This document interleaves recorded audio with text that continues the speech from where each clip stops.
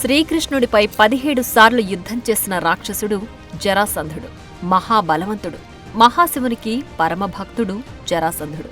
భీముడిని సైతం ఓడించిన రాక్షస యోధుడు జరాసంధుడు. శ్రీకృష్ణుడికి జన్మనిచ్చిన తల్లిదండ్రులు దేవకి, వసుదేవుడు. దేవకికి సొంత అన్న కంసుడు. ఆ కంసునికి పిల్లనిచ్చిన మామే ఈ జరాసంధుడు. జరాసంధుడి జన్మ కూడా చాలా విచిత్రంగా జరిగింది. ఇతని తండ్రి బృహద్రథుడు మగధని పరిపాలించే మహారాజు. బృహద్రథుడికి 2 భార్యలు. పెళ్ళై చాలా ఏళ్లు గడిచినా ఇంకా సంతానం కలక్కపోవడం వల్ల బృహద్రథుడు చాలా బాధపడుతుండేవాడు. ఒకరోజు బృహద్రథుడు వేటకు వెళ్లి అనుకోకుండా చంద్రకౌశిక అనే మహర్షిని చూస్తాడు. ఆ మహర్షికి నమస్కరించి తనకు సంతానం లేదని, సంతానం కలిగే ఉపాయాన్ని చెప్పమంటాడు. అయితే బృహద్రథుడికి 2 భార్యలున్నారని తెలియని ఆ ముని ఒక ఫలాన్నిచ్చి దాన్ని మహారాణ్ణి సేవిస్తే సంతానం కలుగుతుందని చెప్తాడు. రాజ్యానికి తిరిగి వెళ్లిన బృహద్రథుడు అంతఃపురంలో ఉన్న తన 2 భార్యలకు ఆ ఫలాన్ని చెరిసగం కోసి తినిపిస్తాడు. కొంతకాలానికి 2 భార్యలకు శిశువులు సగం సగం శరీర భాగాలతో జన్మిస్తారు. దీంతో ఆశ్చర్యపోయిన మహారాజు ఆ మృత శిశు భాగాలను రాజధాని అవతల పడవేయమని తన సేవకులకు అప్పగిస్తాడు. సేవకులు రాజు చెప్పినట్లు పడేస్తారు. అలా విసిరేసిన శిశువులు జర అనే మహిళ రాక్షసికి దొరుకుతారు. జర ఆ శిశువుల 2 శరీర భాగాలను ఒకే దగ్గరకు తెచ్చి కలుపుతుంది. అప్పుడు ఆ శిశువుకి ప్రాణం వచ్చి అరుస్తుంది. జర ఆ బాబుని తెచ్చి మహారాజు బృహద్రథుడికి ఇచ్చి జరిగిన విషయం చెబుతుంది. జరా చేత అతికించబడ్డాడు కాబట్టి అతనికి జరాసంధుడు అని పేరు పెట్టడం జరిగింది. జరాసంధుడిని ఎవరూ సంహరించలేరని, అతని శరీరాన్ని 2గా చీల్చి వ్యతిరేక దిశలో విసిరేస్తే తప్ప అతనికి చావుండదని జరా రాక్షసి అతనికి వరం ఇస్తుంది.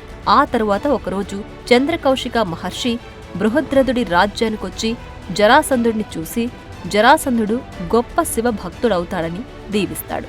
తరువాత జరాసంధుడు అనేక యుద్ధ విద్యలు నేర్చుకుని గొప్ప రాక్షస యోధునిగా తయారయ్యాడు. అస్త్రశస్త్రాల ప్రయోగంలో ఆరితేరిపోయాడు. అన్ని వేదాలను ఔపోసన పట్టాడు. ప్రతి నిత్యం శివునికి పూజలు చేస్తూ శివభక్తుడిలా మారిపోయాడు. ముఖ్యంగా మల్లయుద్ధంలో అద్భుతమైన ప్రావీణ్యాన్ని సంపాదించాడు. ఈ భూమి మీద మల్లయుద్ధంలో ఇతన్ని మించిన వారు లేరంటారు. జరాసంధుడు తన 2 కుమార్తెల ఆస్తి ప్రాప్తిని కంసుడికిచ్చి వివాహం చేశాడు. అయితే తన సోదరి దేవకి యొక్క 8వ కుమారుడి చేతిలో తనకు మరణం ఉన్నదని జ్యోతిష్కుల ద్వారా తెలుసుకున్న కంసుడు దేవకి, వసుదేవుడిని చెరసాలలో బంధించి వారికి జన్మించిన 7 బిడ్డలను చంపేస్తాడు. చివరకు 8వ బిడ్డగా జన్మించిన శ్రీకృష్ణుడు తన మేనమామ కంసుడిని సంహరిస్తాడు. ఇదంతా వేరే కథ. కంసుడి చరిత్ర, శ్రీకృష్ణుడి జన్మరహస్యం గురించి మనం ఇంకో వీడియోలో చెప్పుకుందాం. ఇక మన కథలోకొస్తే తన అల్లుడు కంసుడిని చంపి తన కూతుళ్లను విధవరాళ్లను చేసిన శ్రీకృష్ణుడిపై పగ పెంచుకుంటాడు జరాసంధుడు. ఎలాగైనా శ్రీకృష్ణుడిని చంపి తన అల్లుడు కంసుడి చావుకి ప్రతీకారం తీర్చుకోవాలనుకుంటాడు. కృష్ణుడి పట్ల విరోధంగా ఉన్న ఇతర రాజ్యాల మహారాజులతో కలిసి ఒక గొప్ప శక్తివంతమైన సైన్యాన్ని తయారు చేశాడు. ఆ సైన్యాన్ని ఓడించడం ఎంతటి వీరులకైనా సాధ్యం కాదు అనేంతగా అత్యద్భుతంగా మలిచాడు. ఒకనాడు శ్రీకృష్ణుడు నివసించే ద్వారక మీదకు దండెత్తాడు. అప్పుడు శ్రీకృష్ణుడు పెళ్లి చేసుకుంటూ ఉన్నాడు. పెళ్లి కొడుకుని చంపడం మంచి పద్ధతి కాదని జరాసంధుడు తన సైన్యంతో వెనక్కి తిరిగి వచ్చేశాడు.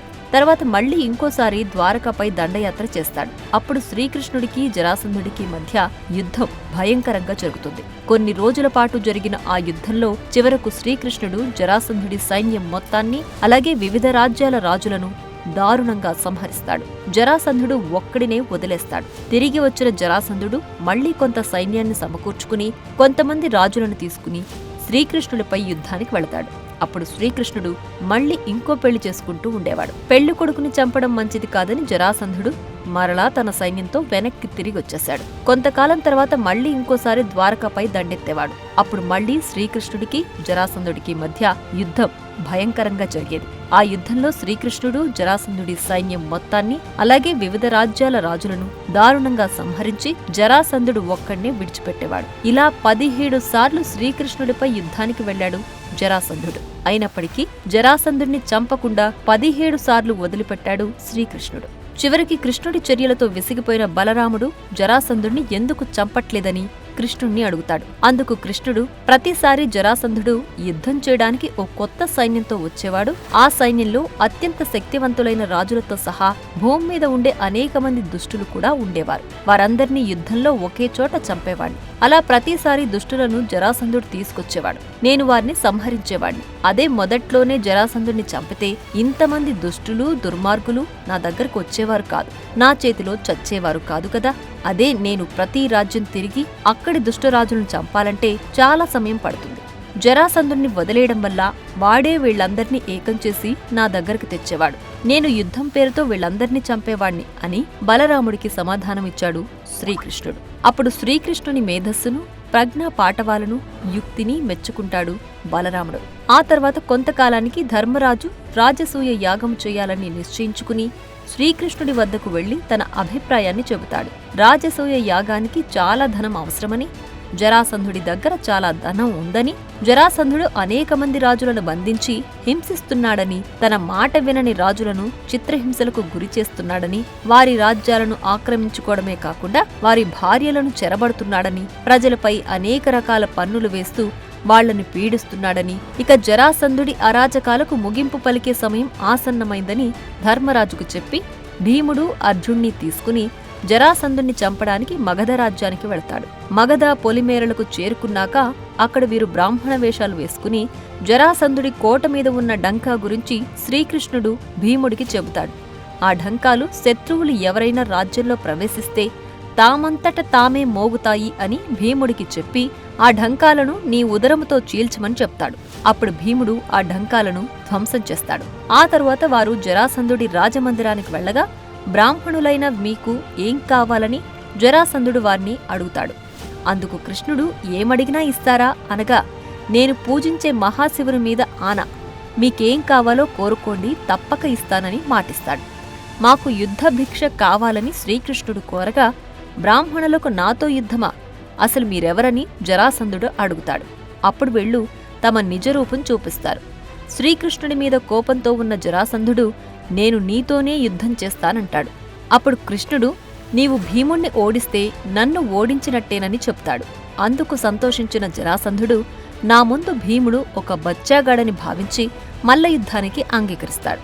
జరాసంధుడికి భీముడికి మధ్య మల్ల యుద్ధం భయంకరంగా జరుగుతుంది. 2 పర్వతాలు ఢీకొన్నట్టుగా, 2 ఏనుగులు పోరాడుతున్నట్లుగా ఇద్దరూ అతి బలవంతులు, సరిసమానులు ఒకరికొకరు తగ్గకుండా యుద్ధం చేస్తున్నారు. అయితే ఇక్కడ జరాసంధుడు భీముడి కన్నా బలవంతుడు. మల్ల యుద్ధంలో మెళకువలు తెలిసినవాడు. భీముడిపై దారుణంగా పిడిగుద్దులు గుద్దుతాడు. ఆ దెబ్బలు తట్టుకోలేక భీముడు మూర్ఛపోతాడు. కొంతసేపటికి తేరుకుని మళ్లీ యుద్ధానికి దిగి జరాసంధుడిపై పిడిగుద్దులు గుద్దుతాడు. అతని చేతులు మెలితిప్పి కాళ్లతో దారుణంగా తంతాడు. ఇలా ఇద్దరి మధ్య 27 రోజుల పాటు యుద్ధం భయంకరంగా జరుగుతుంది. ఎవ్వరూ అలసిపోకుండా ఒకరిపై ఒకరు ఎత్తులపై పై ఎత్తులు వేస్తూ యుద్ధం చేస్తూ ఉంటారు. చివరకు భీముడు జరాసంధుడి 2 కాళ్లను పట్టుకుని చీల్చివేస్తాడు. రక్తం కారుతూ జరాసంధుడి శరీరం 2 ముక్కలుగా పడిపోతుంది. జరాసంధుడు చచ్చాడని భావించిన భీముడు విజయ గర్వంతో వికటాట్టహాసం చేస్తాడు. కాని జరా రాక్షసి ఇచ్చిన వర ప్రభావంతో జరాసంధుడి 2 శరీర భాగాలు అతుక్కుని మరలా బ్రతుకుతాడు. భీముడితో సహా ఆ యుద్ధాన్ని చూస్తున్న వారందరూ ఆశ్చర్యపోతారు. ఇది ఎలా సాధ్యమో అర్థం కాక భీముడు తిరిగి జరాసంధుడితో యుద్ధానికి దిగుతాడు. ఇద్దరూ భయంకరంగా యుద్ధం చేస్తారు. చివరకు భీముడు జరాసంధుడి 2 కాళ్లను పట్టుకుని 2 ముక్కలుగా చీల్చివేస్తాడు. తిరిగి మరలా ఆ 2 శరీర భాగాలు అతుక్కుని జరాసంధుడు బ్రతుకుతాడు. ఇలా ఎన్నిసార్లు భీముడు జరాసంధుడిని చీల్చిరా అతను బ్రతుకుతూనే ఉంటాడు. జరాసంధుడిని ఎలా చంపాలో అర్థం కాక శ్రీకృష్ణుడి వైపు చూస్తాడు భీముడు. అప్పుడు శ్రీకృష్ణుడు నవ్వుతూ అక్కడే ఉన్న ఒక చెట్టు ఆకును తీసుకుని దాన్ని మధ్యలోకి చీల్చి ఎడమ చేతిలోని ముక్కను కుడి చేతి వైపు విసిరి, కుడి చేతిలోని ముక్కను ఎడమ చేతి వైపుకు విసురుతాడు. ఆ కెటుకు గమనించిన భీముడు అర్థమైంది అన్నట్టుగా తలోపి జరాసంధుడి వైపు పరిగెత్తి అతన్ని దారుణంగా కొట్టి 2 కాళ్లను పట్టుకుని చీల్చి ఎడమ చేతిలోని శరీర భాగాన్ని కుడి చేతివైపు విసిరివేస్తాడు. అలాగే కుడి చేతిలోని శరీర భాగాన్ని ఎడమ చేతివైపు విసిరివేస్తాడు.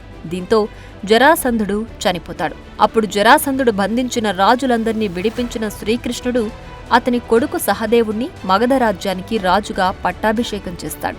అందుకు కృతజ్ఞతగా సహదేవుడు ధర్మరాజు రాజసూయ యాగానికి కావలసిన ధనాన్ని భీముడు అర్జునుకిస్తాడు. అయితే జరాసంధుడి మరణానికి సంబంధించి మరొక కథనం కూడా ప్రచారంలో ఉంది.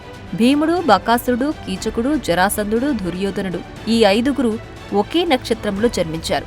వీరి జాతకాల ప్రకారం వీరిలో ఎవరు ముందుగా మరొకరి చేతిలో హతమవుతారో మిగిలిన 3 కూడా వారి చేతిలోనే మరణిస్తారు.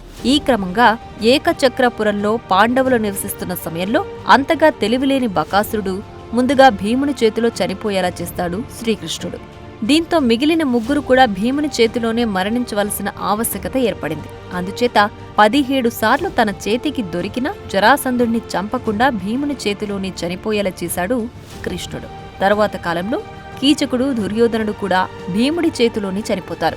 ఇదంతా ఆ జగన్నాటక సూత్రధారి శ్రీకృష్ణుడు ఆడే నాటకం. మనం కేవలం పావులు మాత్రమే. ఇది తెలుసుకుని మంచిగా జీవించాల్సిన బాధ్యత మనందరిపై ఉంది. For more videos like this, subscribe Big TV channel.